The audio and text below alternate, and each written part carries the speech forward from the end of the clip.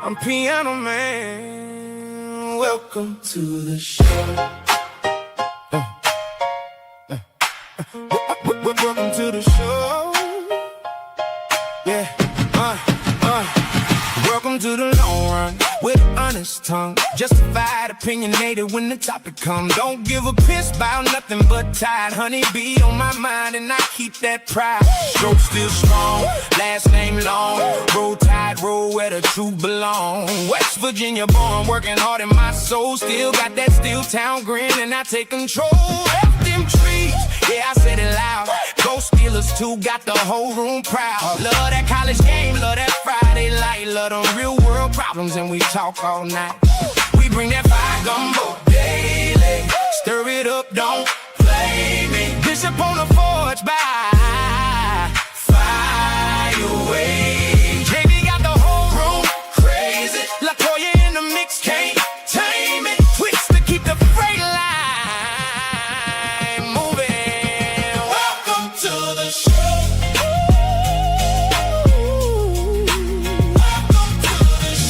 Piano Man. Welcome to the show. Welcome to the show.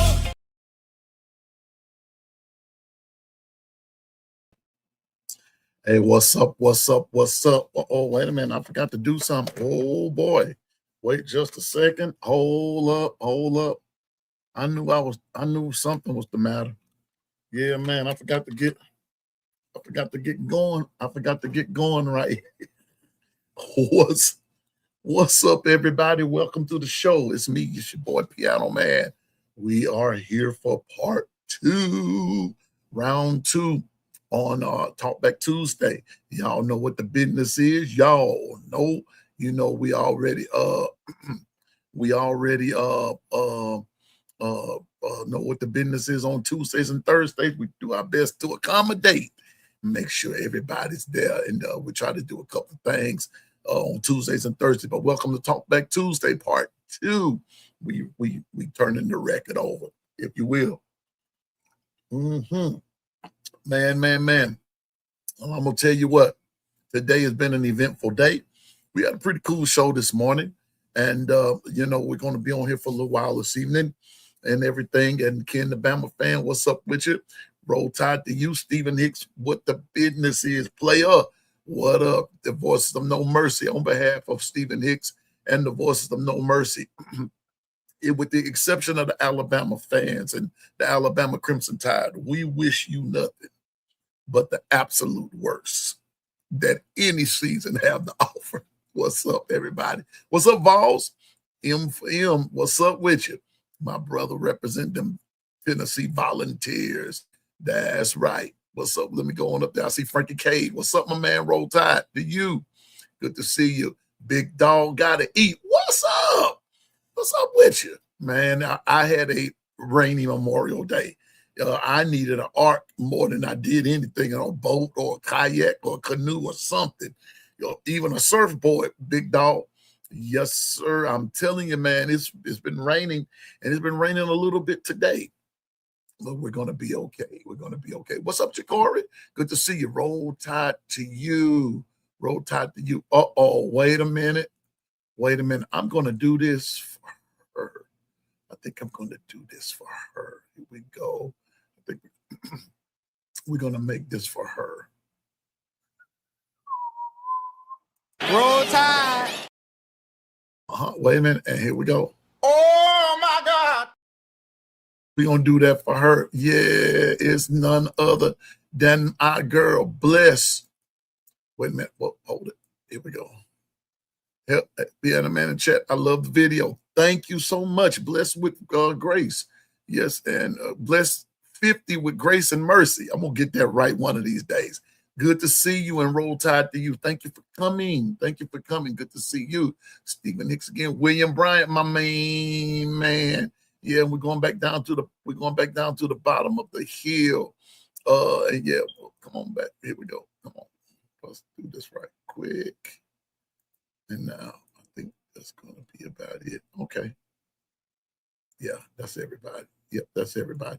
Well, you know what? I don't miss no words. I don't I don't just be sitting around waiting on something to happen. you know, everything gonna be happening because we want it. You know, when y'all ask me what's happening, I'm gonna say everything happening, what you want to happen. And so this is what's happening right about now. Y'all already know what the business fitting to be.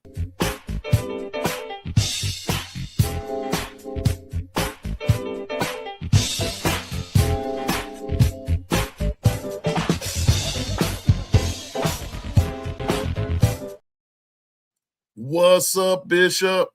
What did he play? No. What's going on, man? What's happening with What's you? going on? There my peeps at. Yeah, man. What's going on, Bishop? Man, everything. What you want to happen. What you want to happen. So y'all gonna catch on after a while. What you want to happen. That's right. Man, I'm just sitting here, just chilling, man. Just chilling. We just trying to make it happen, Bishop. Bishop, you see my shirt, man. See, I done tried to tell y'all, bro. You see what the business Piano man. I see you. You see what the business is, don't you? I see what the business. Yeah. Yes, and we're gonna talk about that a little bit here in the here in the next little bit, Vols. We're gonna matter of fact, I'm gonna start yours, and let me see. And not only that, wait a minute, and something that Ken the Bama fan. I'm gonna start his. Matter of fact, I'm gonna put his up there. The NCAA stood up today. Yes, they did. Yeah. They did. Tell. They did. Now, Ken, I hope we're talking about the same thing.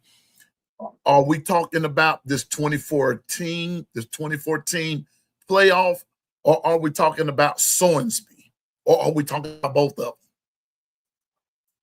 Are we talking about the 2014? Hey, this is your show. Communicate back to us. Which one is it? Because I was telling you, when Ken said that the NCAA stood up today, I'm wondering which one is he talking about, because you see, it came out Soansby. Yeah. Thank you. I'm glad that you said something about that, because I was going to Bishop. The Lord heard our prayer, and the NCAA heard our prayer. They denied Soansby. They denied him, as they should have. That's going to teach you the rule. You are not untouchable. It applies to you. Now, don't get me wrong, everybody. I do believe in love. I believe in forgiveness. I believe in all of that, Bishop. Yes, I do. I believe in it all. But, Bishop, I believe in the rules must be followed. Absolutely. That's this is where, but once again, I want people to understand, once they denied him, now this is what he now is on his platform.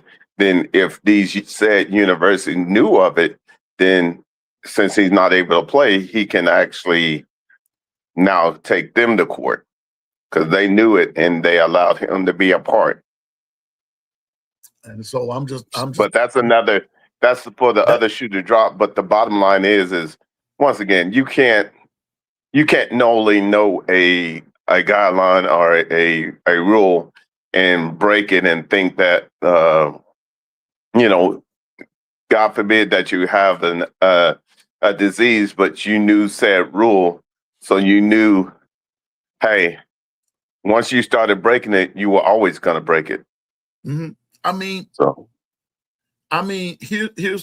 Here's my problem with all of that. Thank you. Here's my problem with everything, Bishop. And to the chat. I said it last week. You said it. We all said it. The question was, who do you owe? Right. When the statement was made that if they don't allow this, it was gonna mess with his health, or however that went and everything. Okay, like Governor said, okay, bro, we reading right through that. Who do you owe? Who do you owe? Who is it that you're owing? What's the real problem here? Who is it? Not only that, it's like, okay, I don't even know how, if you admit, hey, I got a problem, why is it all of a sudden, but I want to still be able to play? Wait a minute, don't you need to focus on being able to get well? Yeah. Because they're being able to get well actually depended on the fact that they would reinstate him and this, that, Thank you. and he could and he would cash in on this $6.5 million deal. So now this sets Texas Tech back as far as from football is concerned. Exactly, Stephen Hicks. I agree, sir. I totally agree. Bad choices have bad consequences. Absolutely. Now, Stephen Hicks, if you don't mind, sir, if you don't mind, if you and Stephen, if you don't mind, will you please say that little thing you say on behalf of the,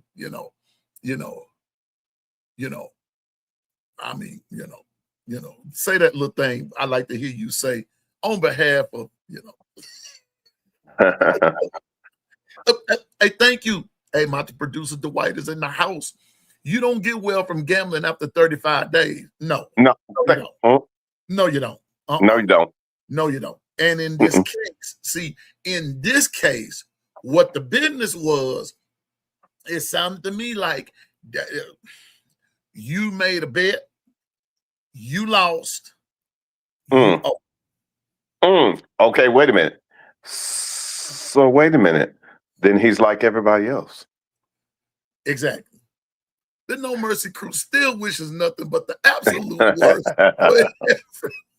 including all gamblers who can't pay their debts. But the absolute worst. Oh, we wish you none, but the absolute worst. I mean, Bishop, I'm glad that they stood up finally. Because I'm gonna be honest with you, Ken, the Bama fan, and Bishop, and to the rest of you all. I had a funny feeling about this, that they were going to let him go. I thought they were going to let him. I thought they were going to let him slide right on in the third. I thought they were going to let him slide right on in the third base. And I hear what you're saying, P. But check this out: if they let him slide, guess what they have done? They have opened up Pandora's get out of jail free. Exactly. And the thing, and we kept saying that if they let him off of this, if they let them off, I'm with you, Ken. Too much at risk if they do. That's the truth. But Ken, I'm gonna say this. What's up? MFR Jones 1. Roll Tide. But I'm about to say this though, Ken. But you do know as well as I know, this ain't over. This ain't over. This is not over. They rejected him, but this is not over. Now, as far as I'm concerned, it's over because whatever going to be done, if they're going to do anything, Bishop, they're going to have to expeditiously do it because the time is running out. You see what I'm saying? Yeah. And he's got to make good on whatever. Now, we're just speculating, folks. We don't know if he owes anybody or not. But allegedly. Mm-hmm. But here's what I will say. The bottom line is, whether he does or doesn't, just the main fact that you were betting and you knew said guidelines, then you already knew you were breaking the rules. So you can't be exemplified to be able to play a season while we examine at a later date. That's almost letting you make your cake and eat it too. Mm-hmm. Well, I'm just glad that they said it's a no-go. I'm glad that they said that it is a no-go, that we're not going to have this. Somebody needs to stand up, and I'm glad that somebody stood up and said, no, This is no. What's up, Anthony? Good to see you, my man. He said, I agree. You open up Pandora's box, but I think you open Pandora's box up here, man, and Bishop, when you allow the college stadiums to put sports books in the stadium. Oh, say that again. Let him get his flowers. Absolutely. Absolutely. But you know what, though? Go ahead. Yes, on that part. But Anthony, here's the other part of that, though, sir. When some of these athletes are gambling, they're not gambling at sports books at the stadium. They're doing this on their phones. That's what's happening here, sir. I'm not arguing with you about that because see, Anthony, that's a horse of a different color as far as the consumer goes or the fans go. But players have no business. They can't go that route. Not to my knowledge, they can't. But most of the time, whenever you read about a player doing it, it's basically from their phone. It's basically from their phone. You got all kinds of sports books via internet now, via social media. They are now social media pages, just like you said. But you put them in the stadiums. Yes, you opened up Pandora's box for the fans. Yeah, but that's not much of Pandora's box because fans been doing it. But players, on the other hand, had to keep it on the wraps because remember the rules. So you're right. Either way it go, Pandora's box was indeed open. Yep. Anthony, I have to add to that though, bro. I believe Pandora's box was open when we could all have access via telecommunication through our phones. Now you don't talk. Now through our computers. Now when you had DraftKings, Bet Online, the different betting sites. Now you get, and it's so many of them. Coupled with the fact that there are casinos all over the place. Coupled with the fact that there are slot machines all over the place. They're not just in coastal parts. They're all over the place. So you open up Pandora's box everywhere. So not just the stadiums, big bro, but all over the place. And many people are being hurt by these things. Then, like Governor said last week, we don't think about it much, but when we go and we go to the casino, okay, they said sports betting, but nobody said anything about Blackjack 21. Nobody said anything about the roulette table. Nobody said anything about the slot machine. They said sports betting. So you know what? Though, Anthony? Here's the question. And I will put this out there again. I'm not refuting what you say because it's true what you're saying. It's just another element of it. But Anthony, let me ask a question. How big is this Pandora's box? It's got layers to it. Yeah. Major layers. How big is Pandora's box? Anthony, I'm going to tell you, man, you're exactly right. And then the other part, well,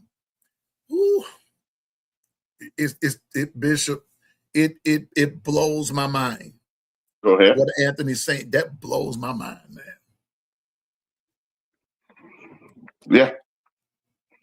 But Austin, what's up, Austin? Also, just hearing one about the gambling, by the way, about eligibility, which had been requested next year.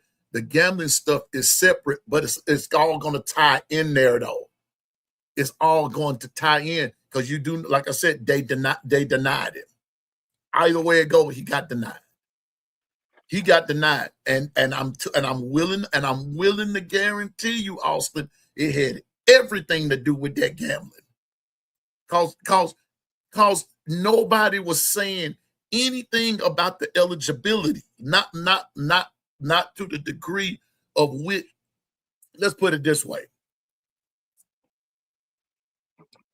if he was talking about eligibility, why did they keep bringing up the gambling with it? See, it all was going hand in hand. How I was interpreting it, I interpreted it that it was going hand in hand because that's how it was presented.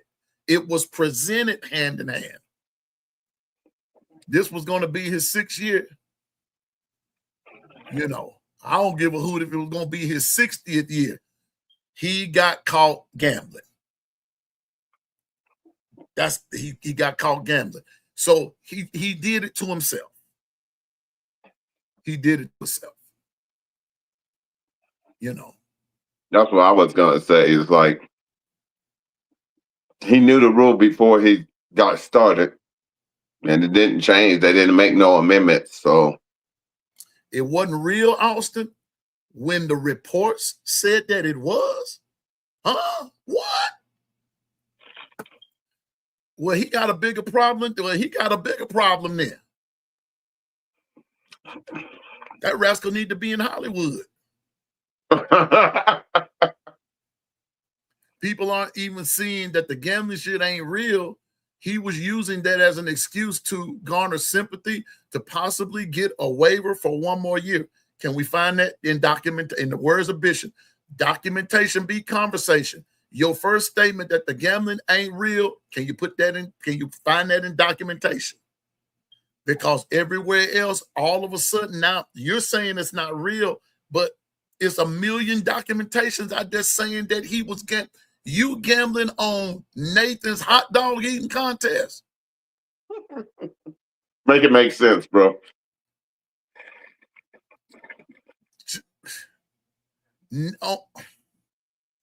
On a hot gambling on the what was that he was gambling on? Romanian, was it Romanian soccer? They were saying, yeah, like, dude, like, what's really going on? Well, I know this. The last thing I'm gonna bet on is who's gonna win a hot dog eating contest.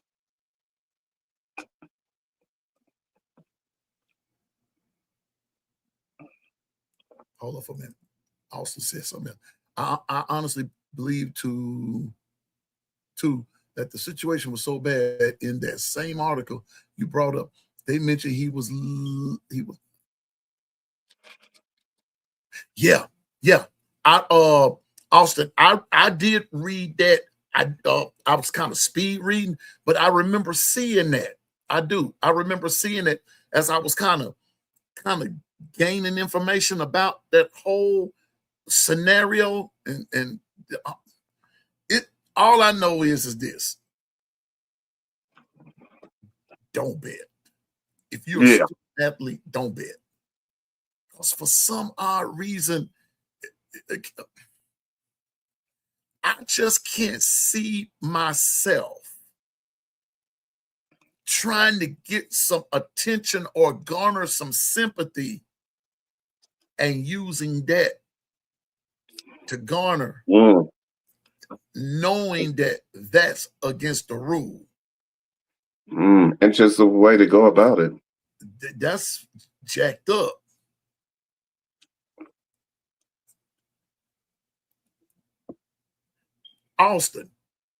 Austin, it was in court documents, sir.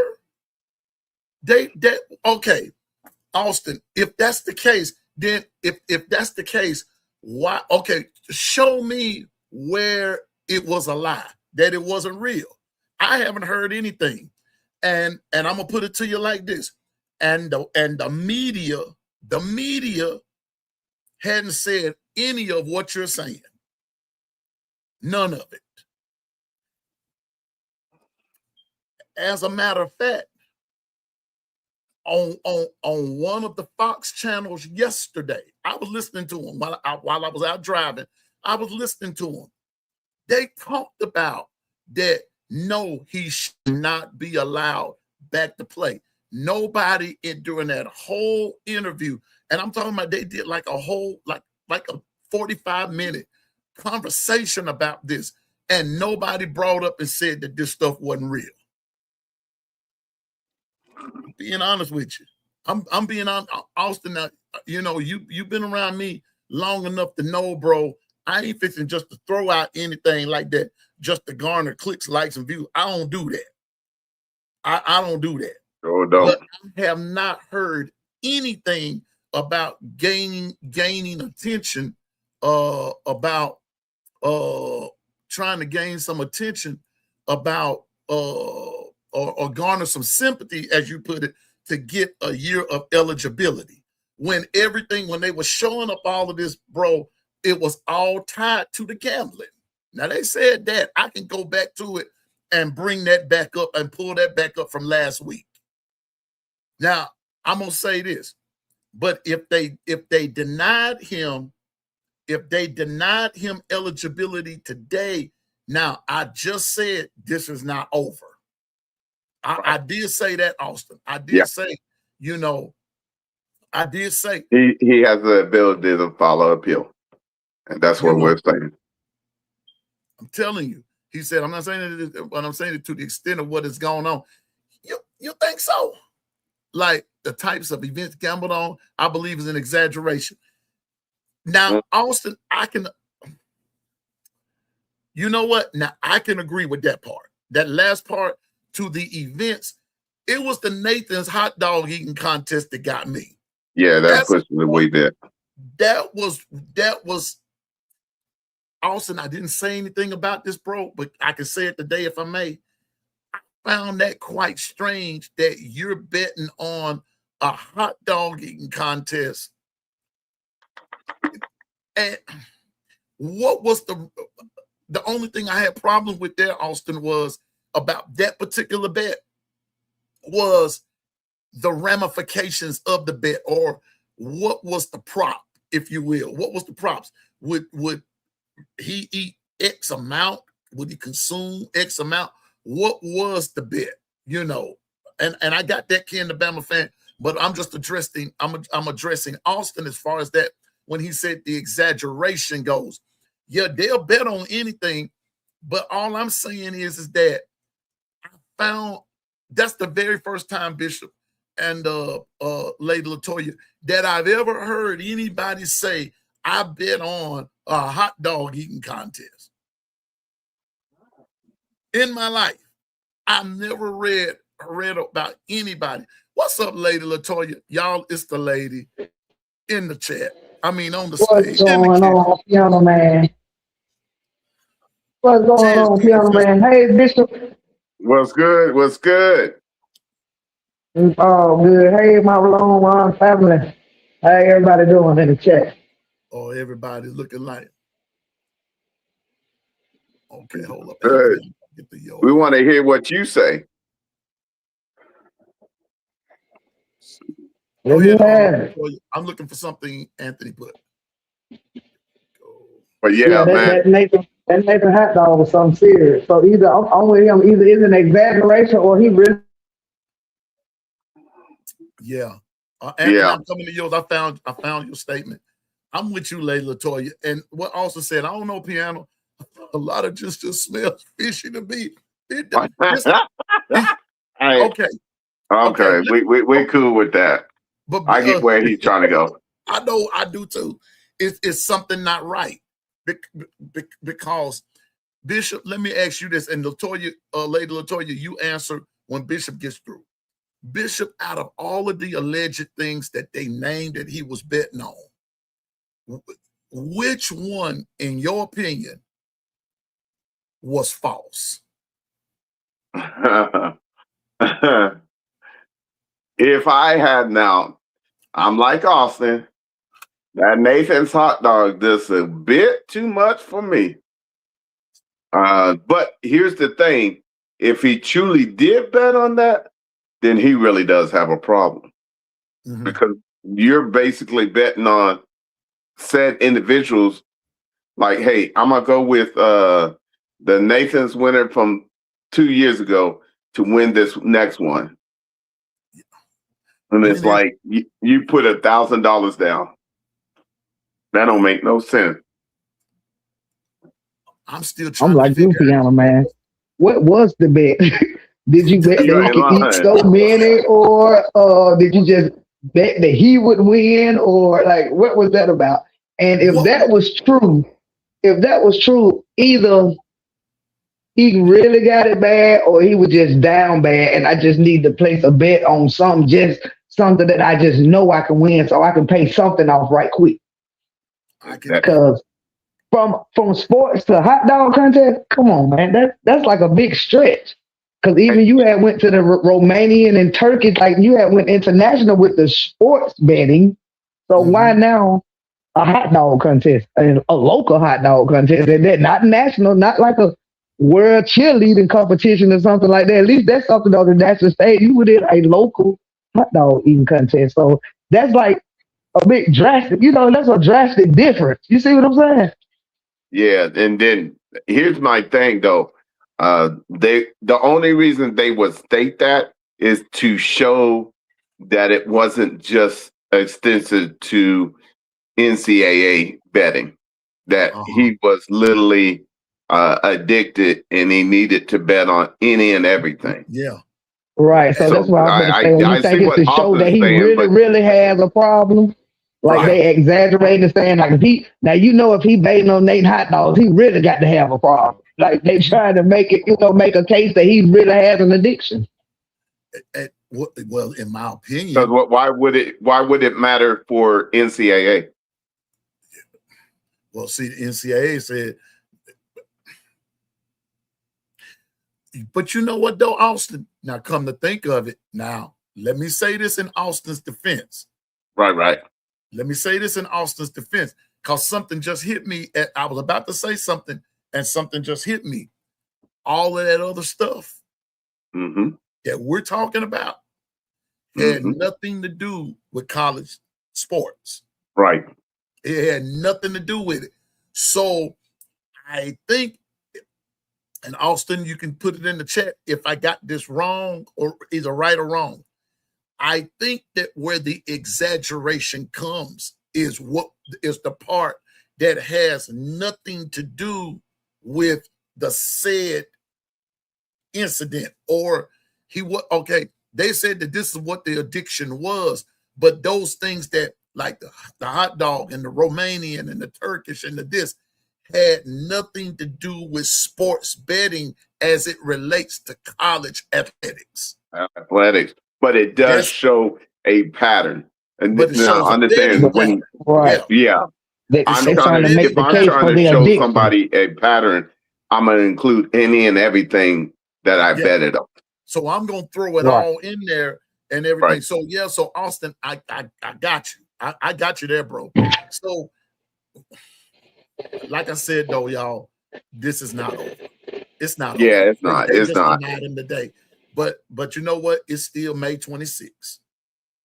It's still May 26th, folks. It's still May 26th. It's Yeah. a lot can happen between now and August 1. And it's a lot can happen. So it will not surprise me if they rescind that and then grant him the eligibility. It will not surprise me because of those last statements that we were talking about. But it's gonna be a bad look for him, man. It's gonna be a bad look because, like I said, if they reinstate him, he's gonna damn near have to be perfect because anytime you're not, they're gonna say you're throwing the game. It's gonna come up. If they went 12-0, it's gonna come up, and it's just gonna be like a negative stigma on the program. And especially him, everybody around him. And it's like Governor said, you're putting everybody at risk. Yes. Yeah. Everybody. Even Yeah. if it, like what like what Austin said, let's just say, for instance, that was just a ploy to get some sympathy to get the year of eligibility. Okay. And all this kind of stuff. Now, can you really be trusted? When are you really telling the truth? Right. It's a There you lot go. that's the Pandora's box that Anthony's talking about. That I believe that and Bishop said there's layers to this thing. And if what Austin's saying is true, then bro man can't be trusted. That's how I see it. That's Yeah, now let me add this little caveat. In the beginning, he was trying to show that he has an addiction. So what you do if you have an addiction, you want to show a range of what I was betting on. I was betting on NCAA as well as soccer, this, that, and the third. But now you can't take it back once you put it out there and you said you betted on that. Then for the NCAA, all they're concerned about is said betting for NCAA participation. Yeah. So all the other stuff is just going to be he had an addiction. Right. So which leads me now to Anthony's question, and we're going to get off of here and get on with the get. Yeah. Bishop, how much responsibility does Cincinnati have? If they knew his gambling issue was so bad, but they didn't do anything to stop it from getting worse. Bishop, I'm going to let you take it. LaToya, then I'll come back and finish. Well, here's why you as his and his source being and his representative, why they put everything out there on the first wrap, because if they get denied, I have documented that I have betted from NCAA to international to Nathan's Hot Dog. So then I am trying to show you that I'll bet on anything. So to validate I have an addiction. Okay. Now you go back to said 3 universities he's would have been to if he would have made it to Texas Tech. So between those 2 prior universities, I think the last one being Cincinnati, how much did they know and how much did they allegedly turn a blind eye to? And it might be a reason he set up his platform and the way he was going to attack this, because he knew eventually, push come to shove, he would have to go to court against said university. Right. I want to know what I think. Who addressed it? Who brought it up? Did he just voluntarily go in the coach's office one day and say, "Hey, I have an addiction"? Or did somebody hear somebody over talking? Or like, how did it come out? That's a good question, because somebody dropped the ball somewhere. And like I said, these coaches talk. So if you did it at 2 previous universities, somebody knew something. Somebody dropped the ball somewhere. Because that's why I wanted to know, how did it come out? Did you know about it before you invited him to your program and just didn't think that it was as bad as it was? And when you realized how bad it was, you had to say something? Because I still feel like they dropped the ball. These coaches talk to each other. Y'all know that. So somebody dropped the ball somewhere. Right. And hey, Lady LaToya, also think about this. In order to be a part of the NCAA, you have to go through the clearinghouse. And if anybody knows what the clearinghouse is, connected to the government, you think they're going to allow you to go through the clearinghouse and not pick up that you have this, or they find some way to bypass it? So that's why I say it's very peculiar, allegedly, that 2 universities didn't have a clue this was going on. That's what I'm saying. Did you seek help elsewhere at one of these other universities and just didn't get the help you need? So you came into Texas Tech, and was that a condition of your coming? I'll come if y'all can get me help with my addiction or whatever. Or I mean, like, that's what I want to know. How did it come out? Because somebody dropped the ball somewhere. Now they ain't gonna tell us that far. That's what I'm saying. What's not being said for it to just all of a sudden to just blow up like this in the spring? Right. In the spring. And here you are now getting ready to be like a month or and a half or so away from like your drills and getting ready summer to work drills. out, Yeah. and you're Right. projected to be starting quarterback. So are they Hey, putting for all their eggs in that Thornsby basket? Are they grooming another quarterback behind them? Are they just so convinced you're gonna get his eligibility? Because what are y'all doing? Prepare in case you don't. They right. Why you think they fighting so hard for him to the That's what making me NCAA feel like they put their eggs all in this one basket, and now they in Yep. panic mode. Yep. And to go what Anthony said, they mentioned he was betting balls and strikes for baseball, both pro and college. So it's going back to what Austin said, and now that I'm seeing which way Austin is coming from, Go ahead. leaning in the direction of the addiction, using the addiction. Yeah. I got an addiction. I have an addiction. I have an addiction. I've heard this before, Bishop. I've heard this before, Lady Latoya. And the thing about that, when a person tells you that they have an addiction, it's hard to refute it, if you will, as opposed to you just don't have control over things you like to do. It's an addiction, yes, but you also lack self-control. You have no temperance at all. And I'm cool with that. But understand, what was the rule set by the NCAA? But that's what I was about to get to, Bishop, before you said that. I Go can ahead. get with all of that. But what does the rule say? What did the rule say? Now, you know what? I'm not even going to go there. I'm not going to go there like that. I got cause. See, I'm going to go back to something someone said when we talked about this a couple of weeks ago. Go ahead. If the right ruling is not found, and Austin, hear me out.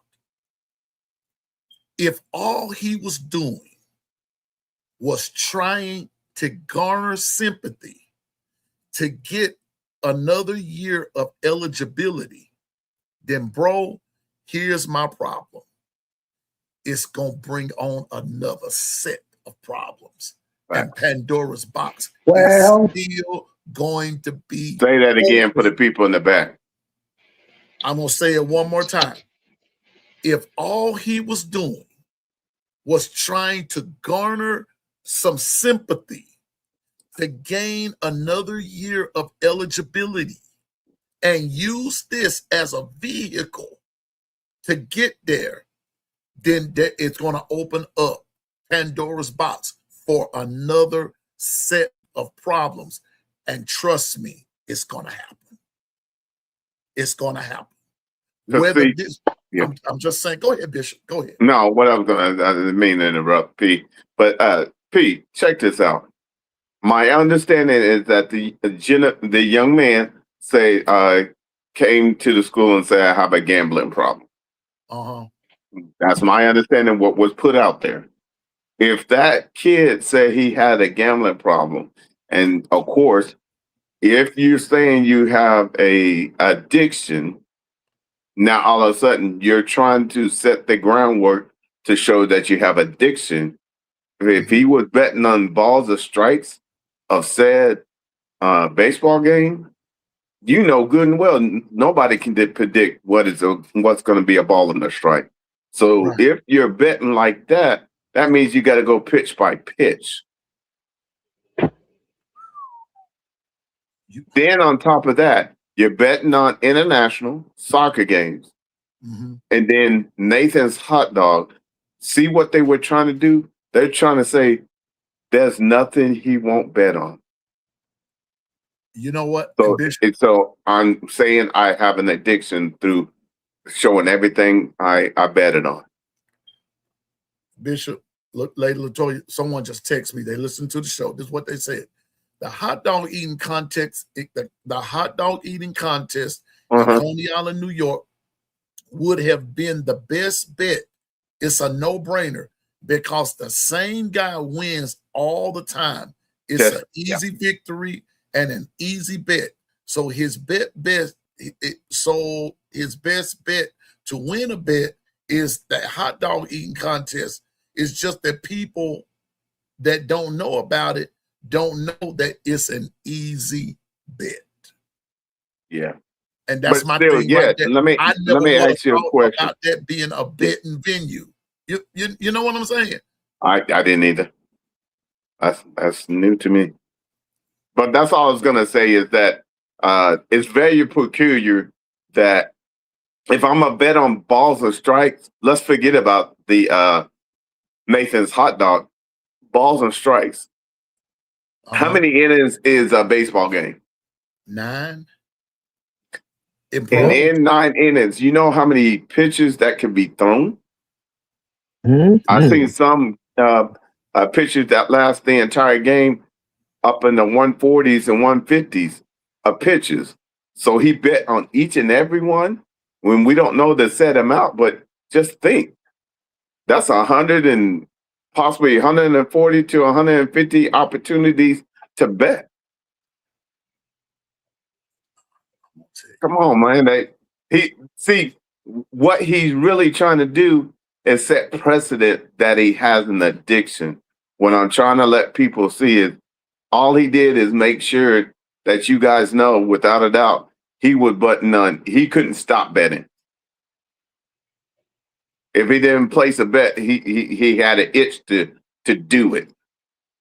And anybody who watched that wants that, go ahead later, Doctor. Oh, I didn't mean to cut you off, but the NCAA better come out on the right side of this because, like the Piano Man said, if you don't, you open up a Pandora box for a whole bunch of other stuff. They're gonna have to come out right on the right side of this. And even if they decide they want to reinstate them, it better come with some stipulations or something serious where the rest of college football will know that they're taking it serious. You see what I'm saying? Because if not, you know what else, Layla, it's really gonna be a wild west. But college sports, period. Sports, right? College sports. You're right. College sports, because it's going to. This is crazy, man. It's crazy. But Austin goes on to say, and they cannot, which I don't think they will let this slide. They better not let it slide. I agree with them there. I agree with Austin on that. They better not let it slide. There's no way. Even if he's just trying to garner sympathy, why did you lie? Because the way it's coming across, you're lying. You're exaggerating. Somebody's exaggerating. Somebody is exaggerating. But it also goes back to what? Here we go. Here we go, right here. Let's go back to this, and then we got to get on with the getting right quick. Yeah. Bishop, how much responsibility does Cincinnati have? Man. What about Indiana?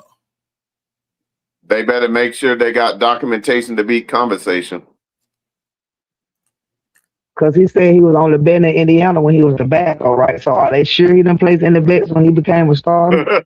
You sure about that? So how can you be so sure? Right. Because if you have an addiction, okay, to the fact that you betting on Nathan Hot Dog, you want me to think that soon as you got the starting position, you just stop. It don't work. No, addiction don't work like that. No. You didn't have a. And see, I'm glad you guys said that. That's all I'm trying to get everybody to think of. In order to prove said addiction, you got to show any and everything that I had betted on. Then whatever is pertaining to the NCAA, you're telling me with the said universities involved, none of them caught it? None? And that's what's making what Austin say back up in the conversation look like there's some exaggerating going on. There's some exaggeration going on. But it's gonna backfire. It's gonna backfire because, like I said, if you was at Indiana and you said you only betted when you was the starting quarterback, but if you got it so bad that you got to bet on Nathan Hot Dog, you can stop just because you're the starting quarterback. First of all, if you could just stop like that, you wouldn't have been doing it anyway because NCAA said you can't bet in college sports, on college sports. So, Right. I started so to say come on, something baby. crazy right there. If an addiction was easy as turning on and turning off, it was a lot of Right. stuff I was addicted to I'm like, seriously. that I could have Seriously, because like if it he was just you that saying simple of turning on and turning off, just because I and, became some type of highfalutin or whatever. I'm like, and the you one lady breath you boy. saying that you got it so bad that you can't help it, but in the next breath you saying, oh, I only did it at this time. I didn't do it at this time. It don't work like that. Either you got it bad or you don't. And see, And that's you where shouldn't have been doing it now anyway. that I have come the full gamut, I see what Austin was saying. There's something in the Kool-Aid ain't right. Yes, it's Yeah, off. I'm in the milk ain't clean. No. Something in the Kool-Aid ain't stirring up in it either, Austin. No. Something is off about this whole deal. Now that you put it the way that you presented it, and Austin, I salute you, sir, for putting that out there, because I never would have thought of it along those lines. Because I was just so happy that they got him. And then when you threw that in there, and then you got to talking about the ramifications about addiction, Lady Latoya saying what she's saying, Bishop saying what he's saying, some of you all saying what you're saying. And now when you come to think of it, all the stuff that he said he was betting on, the majority of it had nothing to do with college sports. That's all I'm saying. It was just the outside stuff, but you're using that as a crutch. Now, that's how I see it, Austin. Y'all can, but anyway. Yeah, we'll put a pin on that one. That was a good one. Put a pin in that one. This is not, I've said it about 3 or 4 times. This is not finished. Yeah. This is not finished. Not by a long shot. So, ladies and gentlemen, I will just say this. Stay tuned for further development. Stay tuned for further development. Now on with something else right quick. Piano Man, have you heard why the SEC doesn't support a 2014 playoff? Oh, I got. Go ahead. Well, I've heard a bunch of stuff, Vol. I've heard a bunch of stuff. Now let me say this, and so you'll hear my heart. I've heard from they don't want it until up until some folks are saying they're heading to 16 teams and they're this and that and the third. So much of the truth is being jumbled up and spilled out there and spun around and different spins on this, that, and the third till we really don't know what's true. But by tomorrow, Vol, hopefully I can have more of an answer for you. Okay. And everything. I will take that approach because I do not believe in just saying something off the top of my head and it don't be true. It's because it's a lot that's being said right about now. All right, hey, are we gonna talk about what I think we're gonna talk about? Yeah. We're gonna get there. We're gonna get there. Because here we go. And I know that people might not care.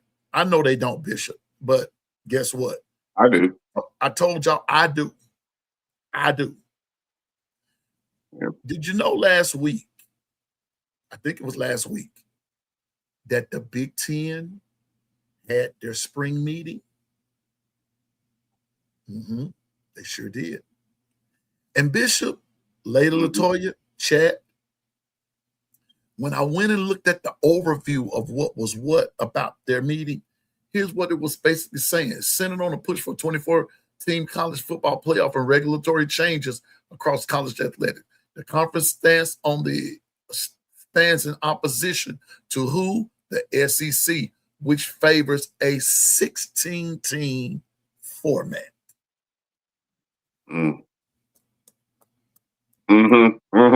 Well, I got a solution for Mr. Sankey, but I need time to unpack it. So if we have that time, I would love to suggest something. Just give me 2 minutes right here, Bishop. You're fine. And No rush. You No got rush. you got time to unpack it. Listen.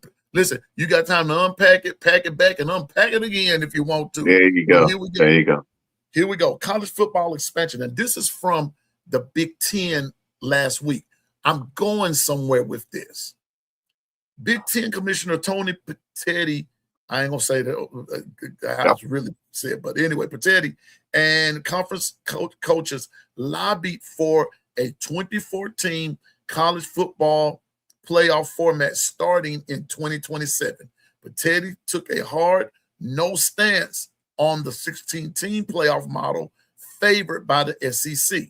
The conference maintains that if an agreement cannot be reached, they will stick with the existing 12-team model. Watch this. That's just your expansion for your playoff, right? But they also talked about Bishop's pet peeve,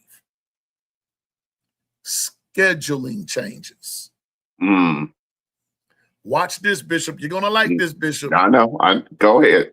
In conjunction with a potential 24-team playoff expansion, the Big Ten discussed shifting to a 10-game conference schedule up from 9, and as far as I'm going. Yep. Bishop, the floor is yours. Okay. First of all, Mr. Sankey, i.e. Bishop Newkirk, highly suggests that you reform your ideal to say, well, one side wants 24 and some others are still sticking with 16. How about this? What if you did a 20 and then the last 4 spots have a play-in game, which has the other 4 teams, which is 24, but they have to play in for those last 4 spots. That way they get their 24, but said teams would have to play in to their last 4 position. Everybody else would have did what they needed to be seated correctly. And it allows for those who were on the fence to now know that everybody would be well represented and that you would play yourself in. Just the idea. I know Poco's, but I will say this. Right now, if I understood when I did my research, there's eight of the people that's voting or that's on board for the 24. So right now, what's in the lead, according to what's been put out there in the ether, is that the 24 is leading the pack. ESPN only has contract for 12 teams. If it expands, ESPN by law will be obligated to open those extra games up to be bid on by the free market. Thank you. Who do you think? Now watch this. Free market. Amazon Prime. I want to. That's what I was about to say. I want to take a stab at this, Austin. I believe Amazon Prime would be your free market and corner it or sew it all up, where a lot of those games or what ESPN is not obligated, by law to have, or however you're putting that. I believe Amazon Prime is in the right position to take up the slack right there. If they go more than 12, ESPN has to let the other networks, NBC, Amazon, all them be on the game spot. Right, because their established contract only allows for 12. Oh, okay. Because see, I thought ESPN had the exclusive right to the playoff, but right now it's only at 12 teams. So if they expand, right. okay. See, Learn something new every day. That's where the money coming in. That's where the money coming in. Unless and that's what unless they want to renegotiate, and that's open up Pandora's box. That's why I would say everything, when you start listening to it, when you dig in, make sure you follow all the way through, because it will allow you to see, okay, if they do that, unless they're going to renegotiate, the said contract set forth is only for 12 that they came in agreement, and for the TV revenue deal. So that means the additional teams, or i.e. games, would have to be picked up. And I do believe Amazon Prime is already formatted by setting up what they set up for Duke for basketball. So how easy would them to be able to say, hey, we started it with them and this is our format. It won't take us no time. You're still in the NCAA. It just happened to just be a different sport. This is where we can come in and we'll take up those games. Austin says, ESPN doesn't want that, especially because more games would just devalue the first round games. The juice isn't worth the squeeze. Oh. Okay. So who's gonna want to see JMU and Tulane in the first round playing each other? And family out there in the chat, this is where, remember I pushed back because I feel like they should make their own national title. I really sense that we're constantly having to make concessions for said JMU and Tulane's conference. And no disrespect, hey, if they slot you in, then fight to stay in. But I'm saying we're knowing it's not apples to apples. It's apples to oranges when you put their strength of schedule versus anybody else in another conference strength of schedule. All I'm saying is this right here. What Austin is saying.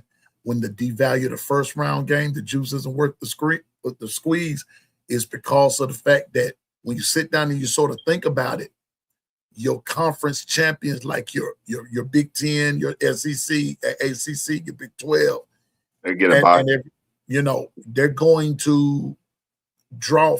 A couple of them are going to draw first round buys anyway, and so you're going to have your lower teams. So it's going to devalue those teams that come out of those power conferences. Cause somebody, I don't know. Me personally, now y'all gonna get mad at me for saying this. I wish they had left it at 4. Okay, and I get that, Pete. But let me tell you this: how many teams made it to this past year's playoff game that was from the SEC? Just Georgia. And maybe the whole thing. You had Georgia. Yeah, when we started, Texas A&M, Ole Miss. Let me see: Bama, Georgia, Texas A&M, Ole Miss, Oklahoma. 5. Yeah, so 5. So 5 made it in, and now we went. That was an 8 game. Now we went to 9 game schedule, and ask yourself, each university within the Southeastern Conference, their schedule, more than times than not, have more than five teams, said university that they participated against, that's going to be in the top 25. Can we come to that agreement? Someone's going to have more than that, but a minimum of 5 or more teams that are in the said top 25.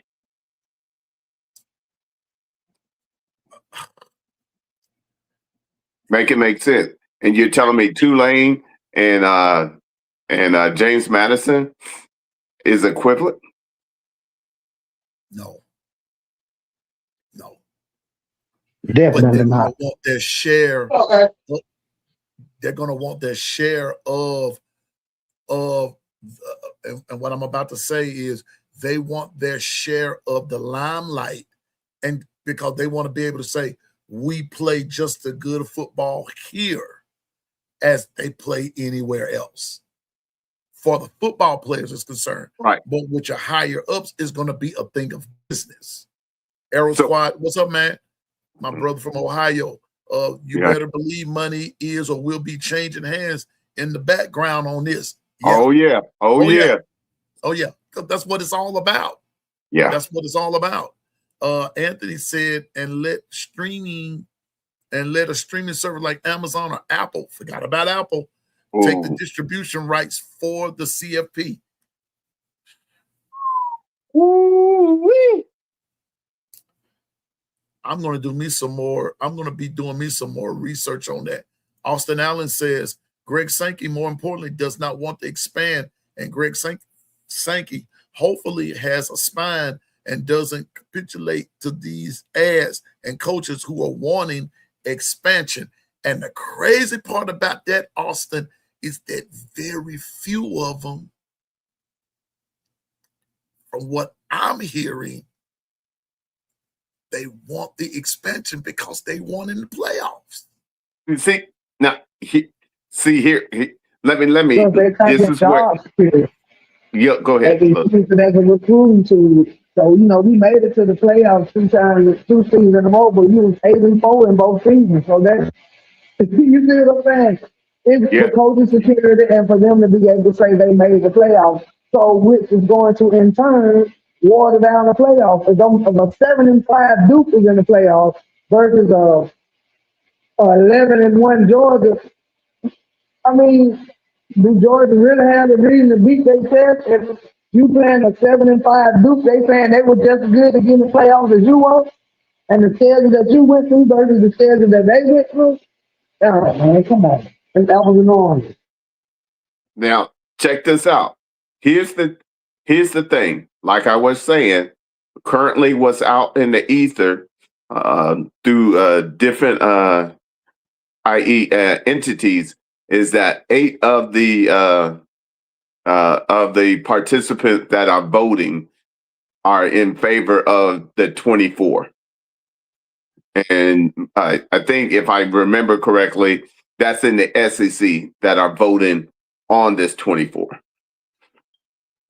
And one of the things that we have vaguely talked about, you bring up this to you if they go through this 2014 playoffs expansion and everything, which they vote on in the next couple of days. If they vote and they have it, then here's the catch, ladies and gentlemen.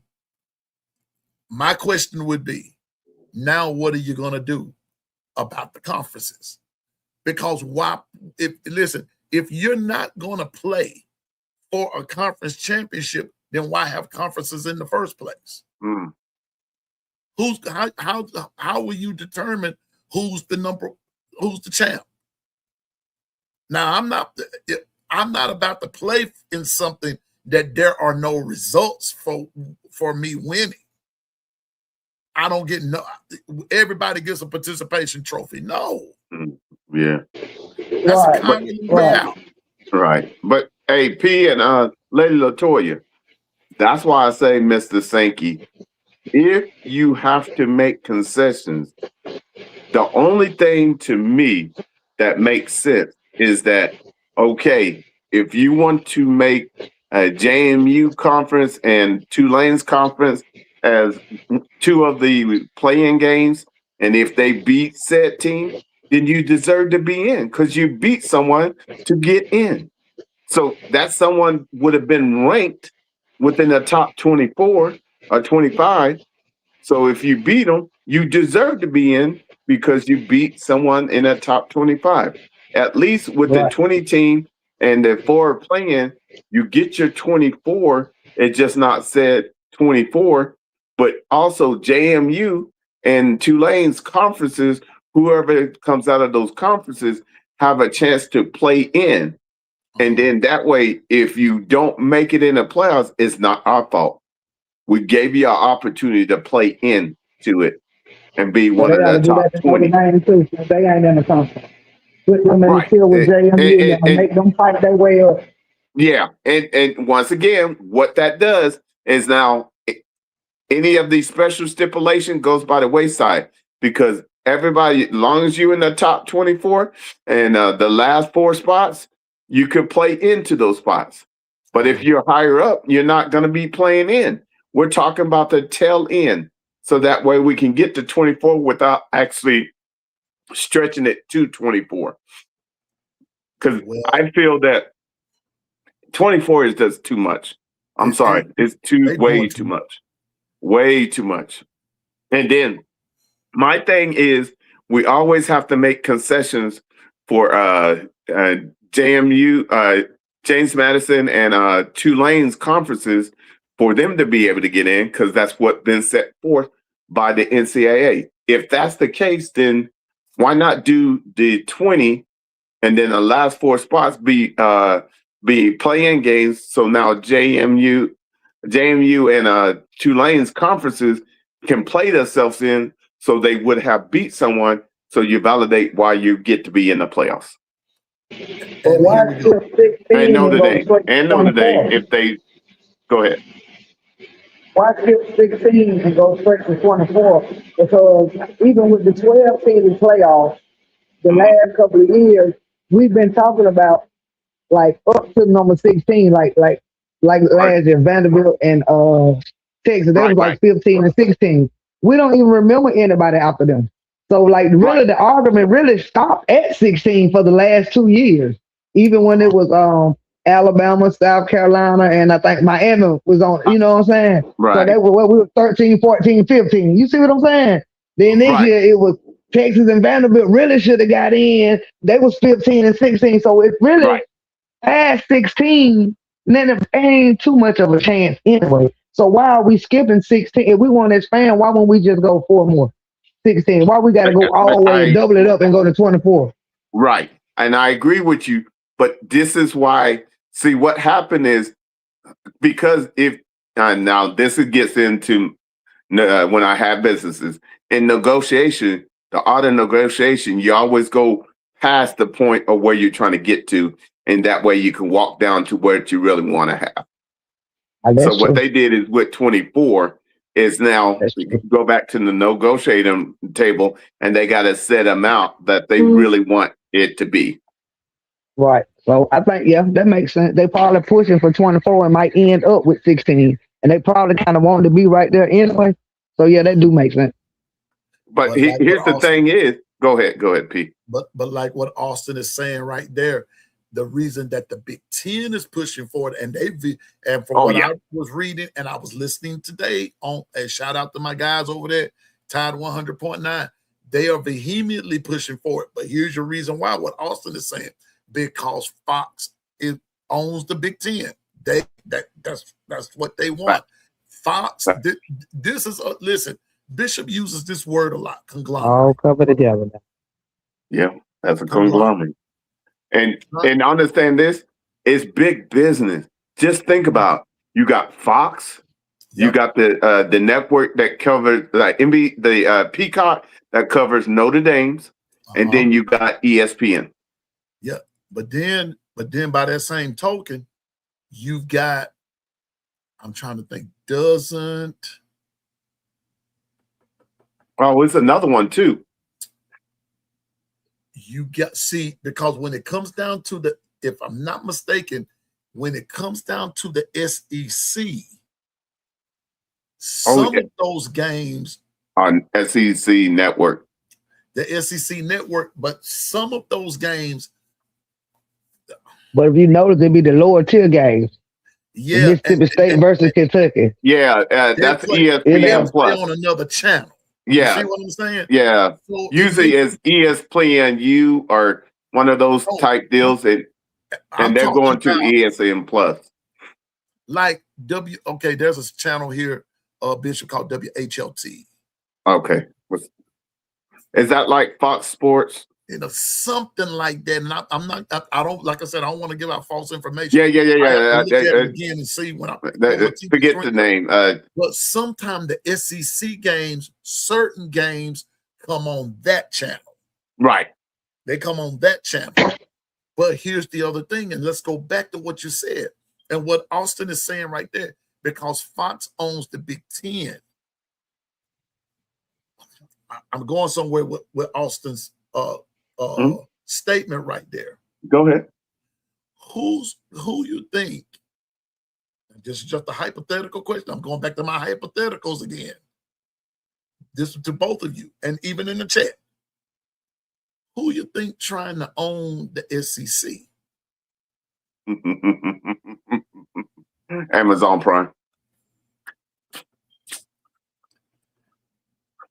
Since the Big Ten is pushing for 24 because Fox owns the Big Ten.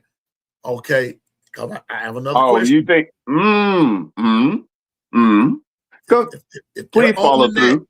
Okay, now I'm wondering who's going to come into full partnership with the other conferences. Will we see? What will we see? Ooh, you talking about big money. You talking billions, bro. Lady LaToya, chime on in there. Things to make me go, That is something to think about, too. But like far as them smaller conferences like the ACC, they're gonna have to get together. Like ACC and Big 12, Pac-12, whatever that is they got over there. Because they ain't big enough to have no revenue on their own.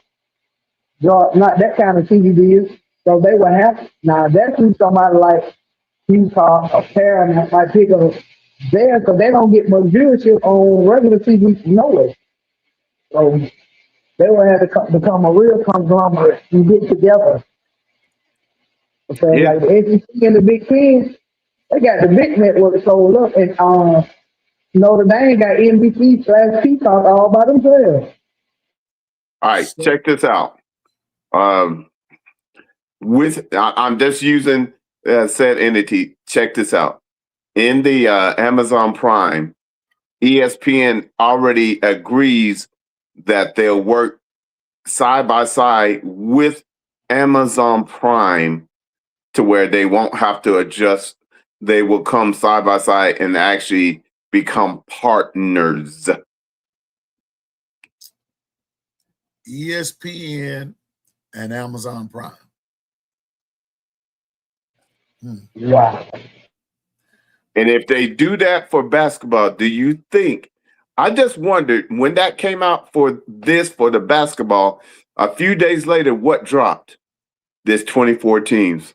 And you remember we made a statement. All of us were talking over here. What would that do for football, for college football? What will that do for them? Potential is right there and it's staring us all in the face. And check this out. I just thought of it. Pete, think about this. If they are partners and they take on and they're pushing for 24, wouldn't it behoove the other network to join and become a conglomerate? Somebody gonna do something. But it's possible. But what I'm saying, we're not talking millions no more. We're talking billions. And then, hold on. Then said football universities that are in the Big Ten and the SEC, do you read with their TV rights share deal be renegotiated? You're absolutely correct.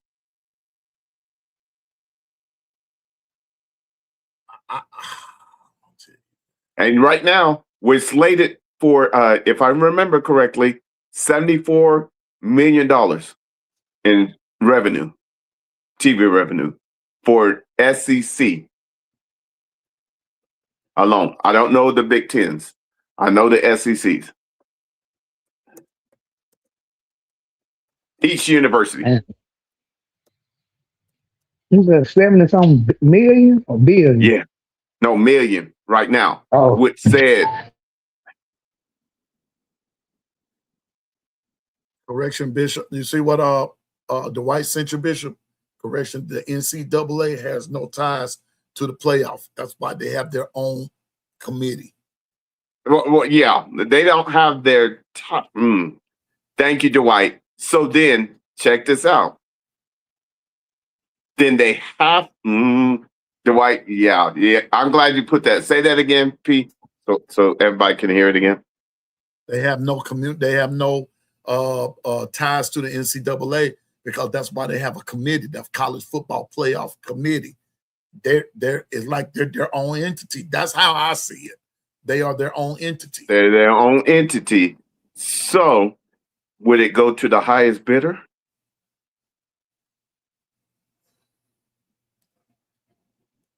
I'm just gonna put what I wrote and something I just said. Let me see. What did you say? Wait a minute. Let me see. Did I get it? Wait a minute.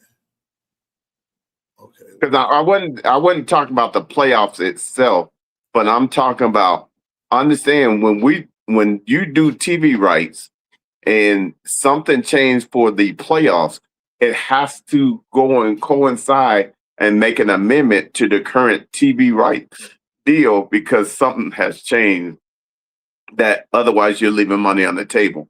And I ain't never known NCAA to leave money on the table. I just said bring back the college game I love. All this other foolishness, it needs to. I mean, I understand that as we go in time, as we get deeper into the future, things change. I got that. But this is about as confusing as a bat in the daytime. I'm just being. I need governor. Hey, I need governor because what I'm basically saying is that, okay, you already got two entities. Think of it like this. If I'm negotiating, the more that I can get people come on board and see that we're all going in the same direction, and it would behoove us to link up versus compete against one another. All of a sudden, what you do is it's like a lot of these mergers that we hear on a lot of these companies. These mergers of these companies that used to be rivals, but all of a sudden they buy one another out, and all of a sudden they become a bigger company. And they should have done that from the get-go, but because they were stubborn, they didn't do it in the beginning, but ended up at the end having to do it anyway. I'm gonna tell you, man. And so that's why I've been saying is like you have to. I want you guys to start paying attention. If ESPN came on board with Amazon Prime for the basketball, how hard would it already be to set something up for football? And do they already have a format set through basketball to curtail it and make it tailor it made for the NCAA for football? Once again, it's all about positioning yourself. And you ask yourself, why was it so important to put the 24 team suggestion that at that time, according to them, was just a suggestion? but my thing is this. Now, we already came with the playoff system, not even just the 14. When they went to expand it did just what Nick Saban said it was going to do. It was Right. going to diminish the championship, the conference championship, and it was going just to hell with bowl games. They don't even matter anymore. But Right. now with this even bigger expansion, now you're watering down the one thing that was special about the college We the college football season, the regular season. That was the most special part about college football was your regular season. You wanted to be 10-2, 11-1, 12-0. That was special. Now, like it's saying it's okay to be mediocre. You can go out. You know, we used to lose 2 games early. You was devastated because you just knew. Now you just playing to get through the season because you weren't gonna be able to really play for what you wanted to play for at the end. So Right. now, if you lose two, you can say, well, hell, I can lose one more since we playing 9 conference games, and since it's 24 teams in the playoffs. Like, so you see what I'm saying? It's watering down the game we love. The regular season in college football was what you watched it for, because every game meant something. Every game, even when you played Chattanooga, it meant something. You knew you could lose to Chattanooga. You see what I'm saying? So now it's watering down the regular season. And I just don't like it. I don't like it. And and Lady Latoya, I hear you loud and clear, and I concur with you. But check this out: they opened Pandora's box when they included JMU and Tulane. Once Well, they did that, it would have been okay if they just went with the top 12. But they made concessions to add JMU's conference and Tulane's, and I'm just using that conference because that's what I can remember off It's the really, top of my it's head. really, it's really just one. It was just the fact that Miami couldn't get the job done, and 75 Duke won their conference. How two of them got in there Thank because you, sis. they only supposed to get one team in there, the highest seeded group of 5 team. They only promised one. But like Bama had since Miami couldn't do what they were supposed to do and let 75 Duke win the ACC, they couldn't put them in. So that's how another group of 5 got in. But they do got one spot. Now but Notre Dame got the second spot. So really, it ain't but 10 seats. 10 spots we playing for. and Because group of 5 get one, and if Notre Dame in the top 12, they get one. and when you put it that way, Lady Latoya, see, here's where your problem comes in. You got those 10, right? But Mm-hmm. okay, what I was about to say is, let's just hit the hypothetical again. It would have been all messed up if Virginia had won the game. Because Yes. What would we Miami be talking don't have about then? Miami would not Miami have got doesn't have one. a foot to stand on to even They would, act to get it in. they would not have had a foot to stand on, and Virginia would have went in by way of winning the conference, better record, all that good stuff. So, like you said, they weren't gonna let a 7-5 Duke team in with this 24 playoff. 2014 playoff.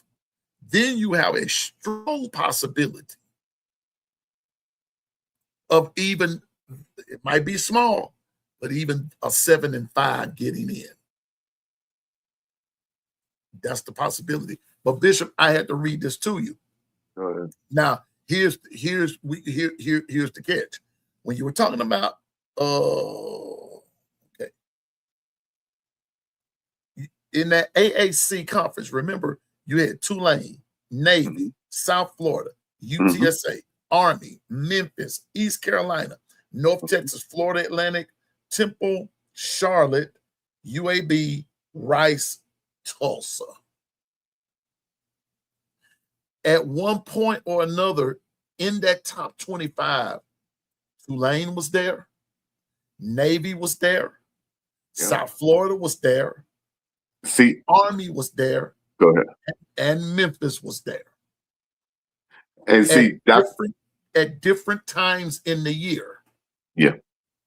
And so what's going to happen over time is this AAC conference is going to be, sooner or later, they'll become a power conference. Watch and see. Yeah. And Who see, the ACC got TV rights with? Is it ESPN? Because I know that contract ain't up to like 2031. Now say that again, Lady Latoya. yeah. Who is the ACC contract with? Because I know that TV contract don't expire until 2031. So are they under contract with ESPN too? Who is their contract with? The ACC, Mm-hmm. I don't know who they're under contract with. But AAC, the two now, Miss Latoya, there's 2 spots that is for FCS, So it SBS is 2 schools. spots. It is 2. I thought it was always 1. No, it's 2 spots because that's why wow. James Madison and Tulane got in, and Notre Dame was moved out the way for Miami to get in. Because once again, if Virginia had won, then it's a moot point because Miami wouldn't have any leg to stand on. But since Duke won, and they knew they weren't going to be able to go to the playoffs, it allows for the committee now to make a decision on who gets that last spot. And so in that Sun Belt, you got, well, see, James Madison was predicted to finish first. Right. They're in that Sun Belt, but it was James Madison, Georgia Southern, Old Dominion, Coastal Carolina, Appalachian State, Marshall, and Georgia State. That's in the East. They're broken up into East-West. So in the West, it'll be Texas State, Louisiana Raging Cajuns, South Alabama, Arkansas State, Southern Mississippi, Troy, and ULM. So the Sun Belt champion gets one playoff spot, and then the AAC gets another spot. Is that my understanding? I think so.